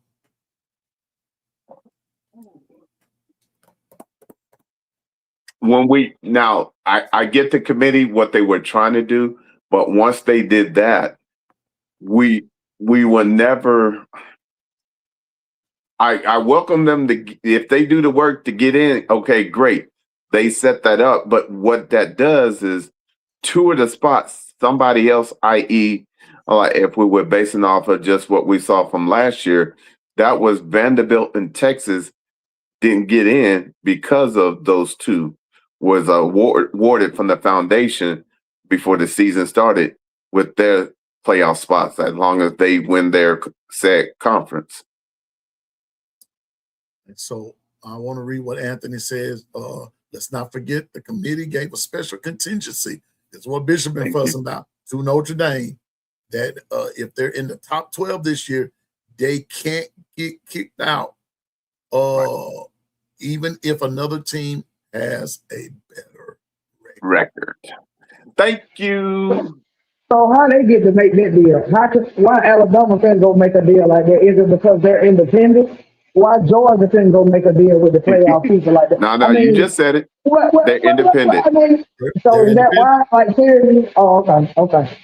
Because I'm like, how y'all get to going back door and make y'all a deal? Just because you're independent, you're not here for the same standards as a conference, huh? And in the words of Bishop, like Bishop said, they took their ball and went home. They took their ball and went home. Yeah. They cried and whined and bellyached. Boy, literally. They took their ball and went home. And so now you got all of this stuff going on. And so me personally, to me, win your games, like what Stephen Hicks and myself say, winning settles everything. Yeah. Just win. Then when you win, it won't be, they can't help but to put you in. Right. That's Speaking of, today I heard Kalen DeBoer press conference he had today, and that's exactly what he said. He said, well, he planned on putting his team on the field and let them win all 12 games so that the committee don't have to decide whether they're going to be in the playoffs or not. I said, boy, you talking my language now? You talking my language now, KD? Hey, he's saying that with his chest, too. Yeah. I love that. Yeah, watch this. Check this out. I see you reverse flea flicking Wildcat, and guess who's on the college football committee now? Like I said, Malzahn. So you want to put your fate? No way. Not for Alabama. You don't want no parts of him being a part of that decision. Oh my word! You better settle all doubt. You better settle all doubt. That's where we are. And like one of the guys was telling Ryan Fowler earlier today, and some of y'all might not agree. This is like we said earlier today, and we're gonna get on with the last thing, and everything. We'll have a little fun here in just a sec. But like what someone said today on Ryan Fowler, a 9-14 has no business. 8-4, 9-14 really has no business in the playoffs. Someone said that today. That's for your big boys. You lost 4 ball games. Come on now. Come on. Now. I agree. Where's the integrity? Where's the integrity? You want just to put? I'm with Governor. Now everybody's gonna get a participation trophy. Everybody. And that's see, where we are. This is where we are. And here's what I'm saying is that if 8 of the 16 of the university chairs are in agreement with this 24, I'd rather do the 20 and have the last 4 have a playing game where you can add the 24, but those that are on the fringes get to play their way in. So if they beat said team, you got documentation that you beat said team. So nobody got no excuses of going through your schedule because you played your way in. Hey, I'm Bishop. just at this point. Win your Yeah. games. Yes, ma'am. Win your game. Just win your games. Well, that's my whole thing is Settle it all. Win your games. check this out, P. Mhm. I don't want them to take the conference title games. Me That's, neither. Me that's neither. but if you go to 24, you're already saying if we go to 24, we already know the format. They are taking away the title games. Then if that's the case, you're just playing to go into the playoffs and you're playing for seeding. Man, like I said, bring back the game I love. Bring back the game. Okay, that's enough of that. I'm just tired of the whole deal, but they're voting on it. But they're voting on it in the next couple of days. Yeah. And Well, we'll put a pin. We'll come back to that. But it's nice that Anyway, keep going. Well, wait a minute. Hey, Bishop, I gotta correct you. Go ahead. We can hear you. Bishop, I gotta correct you. You hear me? Yeah, we can hear you. It's not too. You're in the matrix. FCS You're in the teams matrix. get in. Okay. Yes, it's messing up. It's not So two go ahead, Dwight. We hear you. teams get in. Tulane and then Tulane got in. Duke wasn't ranked ahead of. It's the top 4 ranked Power 4 conference champions. So the top 4 Power 4 conference because Jamin Wilson, JMU, and Tulane Don't were ahead of move. them. And We can they hear you now. Oh, you hear me now? Yeah, Yeah, we hear you I clear. might go in and out Go ahead because my service and messed state up. what you were saying. What is y'all here? Okay, just start over again. What y'all here? Okay. Go ahead and start all over. Dwight, please. JMU and Tulane, both of them only got in because Duke wasn't ranked ahead of them. It's supposed to just be one, Okay. but since Duke wasn't ahead of them, both of them got in because Duke was the ACC champion. And it's supposed to be the top-ranked Power 4 champions. So since Duke wasn't ahead of those 2 champions, them 2 got in instead of them. You know what I'm saying? Okay. Uh-huh. So That's the only only one reason was those supposed to 2 got make it in. in. Only one was supposed to make it in. Then what Yeah. you? Okay. Okay. Then Yeah. thanks for correcting me. I thought it was we get 2 Yeah, but from since their Duke, conference in. Okay. Thank you. since Duke wasn't ahead of them, both of them got in. Got you. All right, So but let me basically, ask- Duke screwed ACC up. There you go. So which means which means that let's hypothetically say if Virginia had won the game, Virginia would have got in. They would have got in. It would have got left out. Yeah. Oh, wow. That's fact. Okay, thanks for clearing that up. See, that's why. That's Then why I was keep wrong. saying to Bama hater, they need to be singing Duke's praises. Facts. Fact. You know, I mean, I'm just saying now, they should have been singing Duke's praises. But y'all, reverse. Is there a bright side to any of this? Yes, it is. Just win your games. That's the bright side. Now go 12-0. Let's be honest. Go 12-0 or 11-1.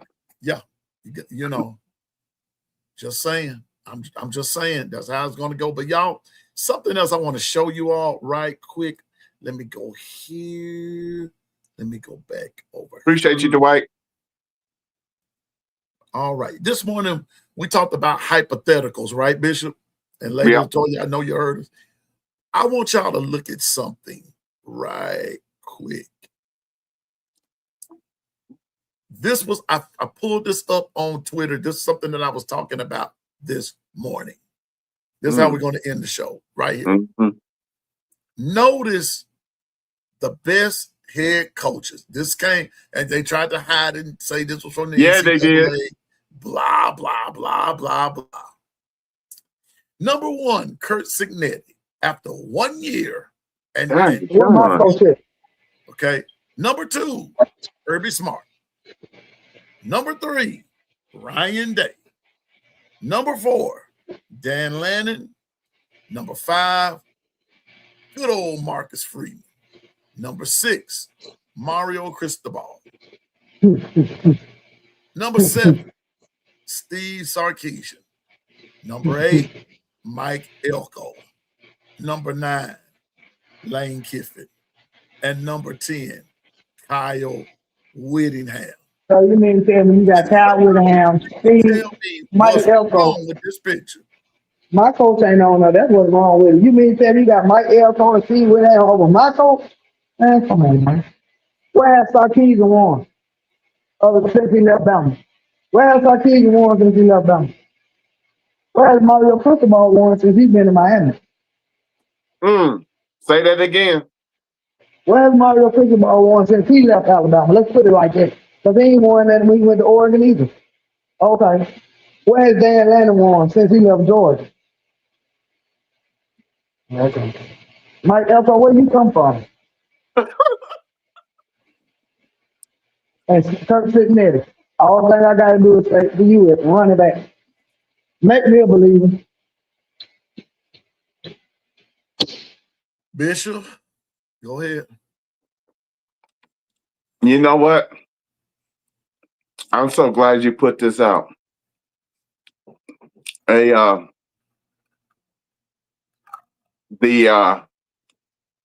I'm gonna say this. They tried to silence us, and now we're the storm that they can't ignore. Mic drop. Period. Like, somebody please correct me if I'm wrong, but didn't Kalen DeBoer beat Kirby Smart twice? Dan Lannon twice. Sark twice. Man, come on, man. Come on, man. Okay. Come on, man. Just wondering. I ain't seen Michigan and Penn State going after Mike Elko or Cristobal. And wait a okay. minute. Let's deal with this little win. Let's deal with this Whittingham fella. Ain't this the same coach? Ain't this the same coach? I know we're supposed to say, isn't this? I'm on the show. Ain't this the same coach that told his Utah team, I'm retiring at the end of the year and I'm going to be there and coach you through your last bowl game and then we're going to go out in a blaze of glory and things like that. Isn't this the same coach that told his former team, I'm going to coach you through the bowl game and then I'm retiring, only to tell them bye? Later, suckers. And goes to Michigan. After my coach would go, mind you, after my coach didn't take the job. Thank you. Right. Oh, All because Kalen DeBoer did not take that job. So now all of a sudden, Kyle Whittingham becomes, according to this poll, he becomes the 10th best coach and hadn't coached not one down at Michigan. Wait a minute. Did he make the playoffs? He wasn't coaching. Wow. Okay. So because a certain person is not here, Bishop, please allow me to do this if you may. Please. What? Bro, what are you talking about, man? I'm confused. I'm confused. How did these guys? Okay, I know this is gonna upset some Miami folks, but it's just true. Mario Cristobal has not even won the ACC since he's been there. Uh-oh. At least Kalen DeBoer went. Yeah, I know we lost to Georgia finally. Say that again. You better say it. Finally lost to Georgia. Finally. Finally. Kalen DeBoer has beaten Kirby twice. And what's so bad about it, might I add, beat him in Athens. Yeah, in Atkins. Went to Sanford Stadium. In between them hedges. Yeah, in between them hedges and put in work. Oh, wait a minute. Went into that phone booth. And put the Superman and the Batman cape on. Ooski. And in the words of Bishop, and got that pound of flesh. For sure. Right there in Kirby's hometown. And you don't see Kalen DeBoer on here anywhere. What has Lane Kiffin done at LSU? Notice what is not being said. It didn't say Ole Miss. It said LSU. I'll wait. Hey, that's why I say, all I got to say is, yeah, ain't no fun when the rabbit has a gun. Wait a minute. Hold up for a minute. What did Dwight say? Hold up. Dwight said Kurt only was head coach 2 years in the Power Four, and he's the best. The best. Bishop, what's that line you always say about? What's that line I like to hear you talk about? You always say, what is that you say about the documentation, sir? Huh? Yeah, now documentation beat conversation. Yeah, okay. Don't tell me about it, but make it make sense. May I read something to you? Go ahead. Here is I pulled here's my last year's, but one of my last year's Bibles. Go ahead. This is Lindy's. When you go and you look at the Big Ten, hold up here. There we go. Here we go. Boy. Coming in, I'm gonna start from the bottom and work my way to the top. Go ahead. Coming in at number 18, Coach Carl and them Purdue Boilermakers. Coming in at number 17, Northwestern. Coming in at number 16 is Rutgers. AA, wake up. You're going to like this now. Coming in at number 16 is Rutgers. Coming in at 15 is Maryland. Coming in at 14 is Michigan State.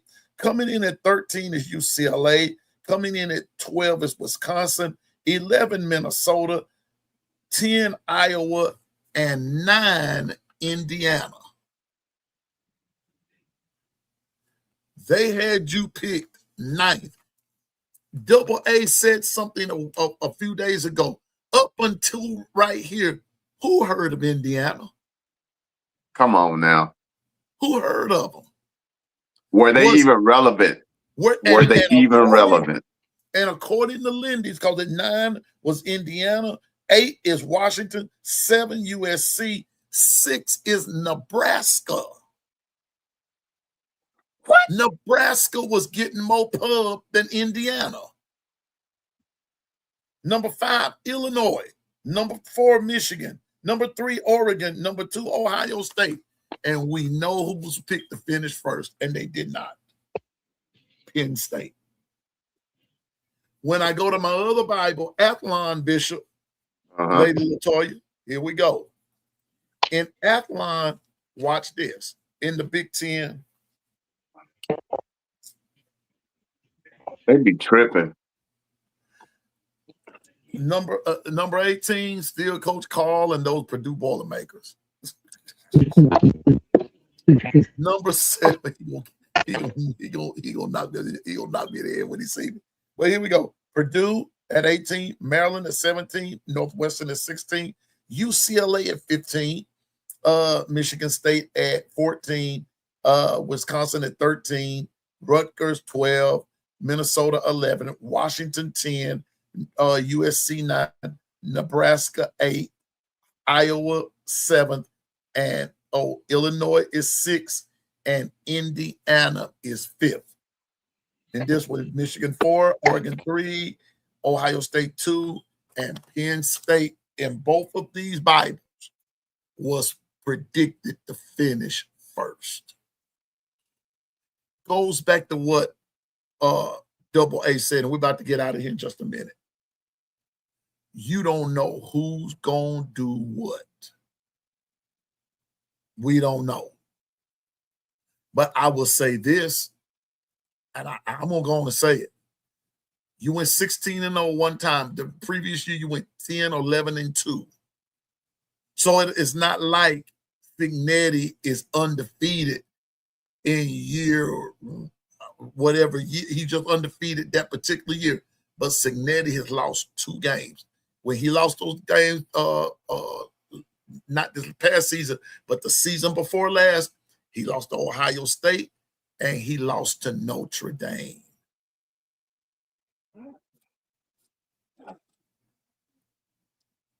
But you're basing it on one season.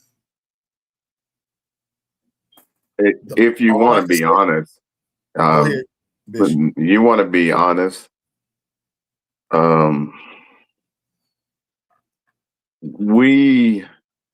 this is the problem we have.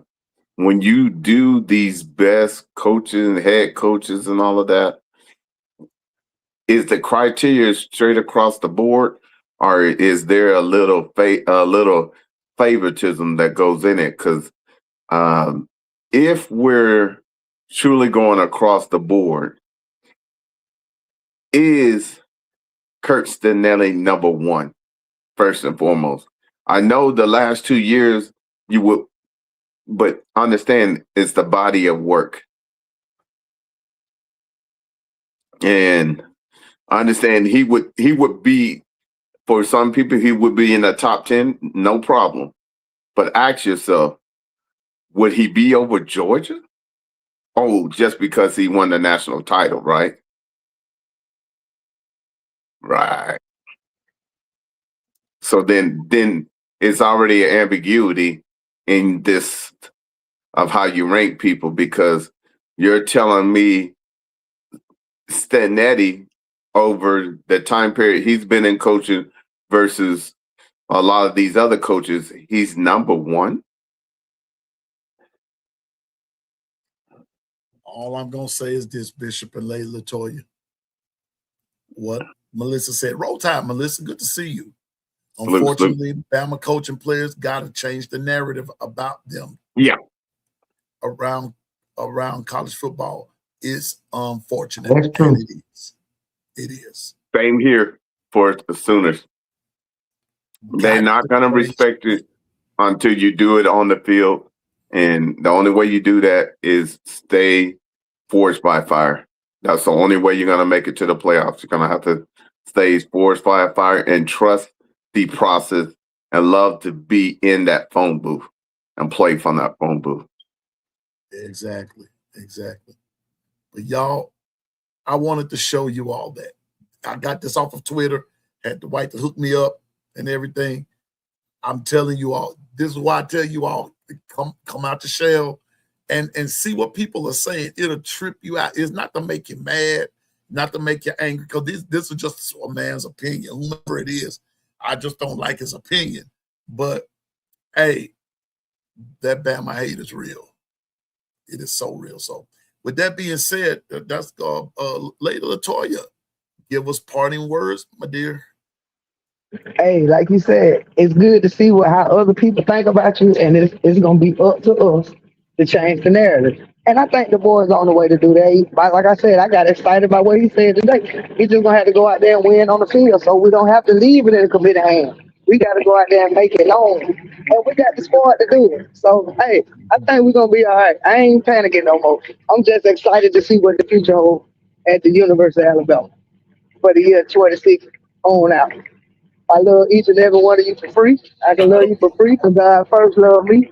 And let's get ready to rock and roll, baby. Roll MF Tide. I hear you, Lady Latoya. Bishop. All I want to say is that whenever something is said, don't take it for face value. Do your own research, because there's always truth in the details. Yeah. And if that's the case, then documentation beats conversation every time.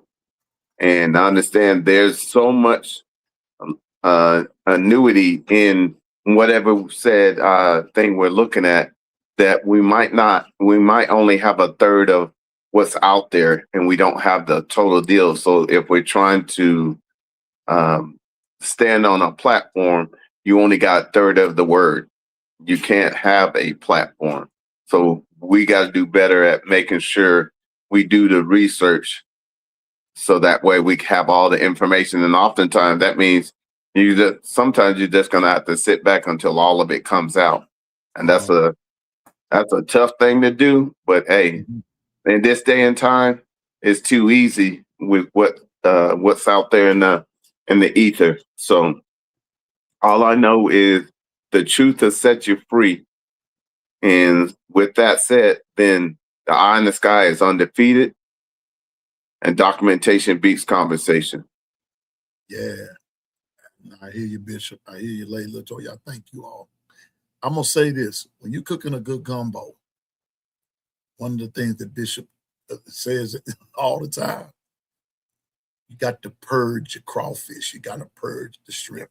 You got to clean it. You got to purge it. And the purging process is what's the most important, because it gets the junk out. If your team has not been through a purging process, your gumbo's not going to taste so good. Right. Let the team process. Good food you can't just put it in the microwave and make it happen. It has to go through the process, and then you'll enjoy it. You will appreciate it. So with that being said, let the process continue. I believe Bama's going to be okay. And I believe you know what? I'm believing that for all your teams, whomever your team may be. I'm believing that for them. But when it comes down to Alabama, we're going to be all right. And I'm not going to sit here and tell you we're going to do this, we're going to do this, because we don't know what happens. I just pray for the best, and I hope for the best. I believe we're going to be just fine. And we'll see. 1 week, 1 game at a time. So anyway, that's our show for today, man. It's been a super day. Thank you, Lady Latoya, for coming on and gracing your presence. Bishop, as always. Thank you for having me. Oh, man, you are stuff now. So glad that you're there, Bishop. You the ace boom coon. You know what? You the ace boom coon that just don't leave so soon. Can I say something, Bishop? Go ahead. Man, Bishop, Yeah. Showed up on this part. Hey, out of nowhere, Oklahoma Sooner fan, you kicked the ball, and I appreciate everything that you are and that you do for Piano Man. I really do. Because you came and you stuck to him like glue, and you always encourage him, and you always there for him. And Yeah. for what you do for us, because you get and step on the outside and say, hey, listen, this is what I see from my perspective. And you can kind of, you know what I'm saying? You can kind of bring us back down when we get too high, and you can bring us back up when we get too low. You know what I'm saying? Yeah. And Yeah. I appreciate the objectiveness, man. I really appreciate you, Bishop, for, like I said, everything you have been to Piano Man, that you are to Piano Man, that you are to us in this chat. I appreciate you. I really, really do. And I I want sure to Okay, say, I'm done. yeah, Lady Latoya, I want to say something to everybody out there. Miss Lady Latoya was an extension of me. She didn't care what chat it was. All that she wanted to do is promote Alabama. Yep. And I saw that. And I saw that's the same thing I would do because I want a conglomerate. Yeah. Understand, we know there's going to be different type of content creators and they have different avenues or whatnot. And not everybody's going to like everybody. But the bottom line is we need to respect one another because understand you're still fighting for the same team. And Right. what I would say is that I took a leap of faith because I wanted to get out the boat. Mhm. And this is for anybody. If you want to know and make sure you're being led, when he says to step out the boat, trust the process because understand it was my own fire test to come over here. Because, understand there was certain voices in the background that had some concerns, but I knew what the Holy Ghost and what the Lord had put before me, and I knew where Piano Man and the Gumbo crew were going. Is I wanted to tell the truth. It's okay to be forged by fire, and sometimes you're gonna win some, sometimes you're gonna lose some. But the bottom line is, as long as I learn when head coaches that win natties, they're quick to go to acknowledge and get to work on said question marks that rises. And that propels them to be closer to the national title. So I thank you for the opportunity to be forged by fire each and every moment, and that you allow my light to shine. And if I've opened up your ears, it's because you allow me to have a platform to come next to Piano Man, Lady Latoya, Twister, Coach Colin, all of them, Coach Al and Brisket, everybody, Yeah. Jason Watkins, a whole bunch of people allowed me to come because understand is that I'm a minister first and foremost. So I'm gonna tell the truth. And if I get something wrong, like Dwight correct me, okay, wasn't aware of that. Cool. That doesn't mean that it changes. We got to get okay to have the tough conversation because you're not gonna always have the right answers, but are you willing to have a true testimony? In order to do that, you have to be forged fire.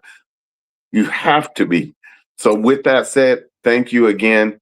I humbly, like I said, each and every time, Piano Man, you didn't have to, but you answered the call and understand you went through the fire test with me and you lifted up my arms to go ahead and walk through. And I'm indebted to you because I understand. See, what people don't understand, when you come back after dying on the operating table and you have a second chance at life, you don't let any opportunity pass between you because you realize you're on borrowed time. And if you're on borrowed time, he chose you to come back. He didn't have to, but he chose you to come back for said time. And remember, Don't let this moment pass you without acknowledging him right, and building a stronger foundation. Salute. salute and shalom. And remember, Shalom, shalom. when you borrow, you got to pay it back. Yeah. Okay. So Reciprocity. Reciprocity. So guess what? Bishop is paying it forward. Yeah. And because the Lord gave him another chance. And so that's with all of us. So with that being said, Bishop, Lady Latoya, Governor, Twister, Coach Carl, KT, each of you, Bino, all the 401k crew, everybody in the chat, especially the crew of No Mercy, OG Gill and Stephen, and all of the other crews. Coach Man, Al. we love you and we thank you. Coach Al, Coach Al, and but I want y'all to know this. There's some things coming. And I think you're gonna like what you see. And but I'm not gonna speak on it just yet because we're trying to Okay, now did you show it in the beginning? No, I did not this time. All but right. You know what? Let me see if I can do it this time. Thank you. Let's see. We can play it this way. Let me see if I can't get it this go. Hey, Lady Latoya, thank you for all you do. Thank you for being a light in the wilderness. And we appreciate it. Yeah, we appreciate it. I appreciate y'all. So listen, we're gonna get out of here. I'm gonna play it again in the morning. Okay. Bishop and everything, and just be ready in the morning, everybody. I don't know how we're gonna know. All I know is we want to know Wednesday. It's gonna be we want to know Wednesday. I better bring it. And you all got to bring it, not chat. You all bring it. Bring it. And so I appreciate your balls. I appreciate you to everybody. And now that we're to 500, come on, let's work on 1,000. Let's get it. One day at a time. We appreciate each and every one of you. One person at a time. And we thank you for your time. Just remember to stay focused, drive, and go forward in the name of the Lord. And remember, you can do all things through Christ that gives you strength. I promise you can. But you got to trust in the Lord with all your heart. Lean not unto your own understanding in all your ways, and everything you do, acknowledge the Lord. He'll direct your path. When he shows you the path, it's there you'll see the plan. You'll understand the purpose. You'll like what you see. Hey, remember, the kitchen is big enough for everybody to cook in and for everybody to get something to eat. That's what it's all about. So do your good cooking. Hey, Piano Man don't know everything. I just know what I'm talking about. So, hey, continue to be the fan. Just continue to be realistic. So with that being said, my bad. The Discord is open. Hey, let's make it work. Let's make it work. Hey, and remember, there is a place in there that says, let's talk. Your voice is important. All right. So the Discord is open 24 hours a day. So it's always open. Somebody will be there to talk to you. Okay. So anyway, the kitchen is closed. The gumbo chefs have left the building for the day. Be Sharp is on right now. We know what to do. Support all your podcasters, no matter who they are. And we thank you for your time. And we're getting ready to get out of here. And don't forget, Discord is open if you want to go. It's over there. Is that thank you for all veterans and your service. All veterans, especially for those who did not make it back. Yeah. We thank you for your sacrifice. Thank you for your sacrifice. And for those who you're still there, the Lord willing, we'll see you in November for Veterans Day. All right. And so we'll see you tomorrow. The Lord willing, be right here on We Want to Know Wednesday here at the Long Run with Piano Man. Y'all have a great night and roll tide. Thank you, Bishop. Thank you, Latoya. We'll see y'all soon. Thank you, Lady Latoya.